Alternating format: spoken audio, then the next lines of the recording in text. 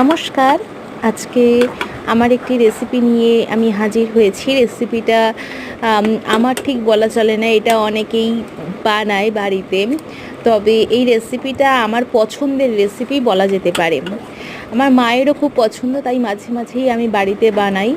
আপনারা যারা চাকরিরত মহিলা কিংবা চাকরি করেন কিংবা ব্যবসা করছেন কিংবা সময়ের অভাবে কিছু করতে পারছেন না ঠিকমতো, নিজে কিছু খেতে পাচ্ছেন না পুষ্টিকর খাবার, আপনারা কিন্তু এটা অবশ্যই ট্রাই করতে পারেন।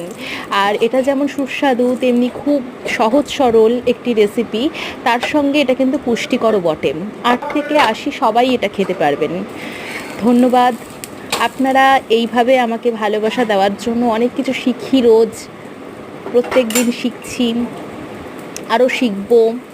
আপনারা এইভাবেই আমার সাথে থাকবেন, আর এই নতুন নতুন রেসিপিগুলো আবার নিয়ে আসবো আমি।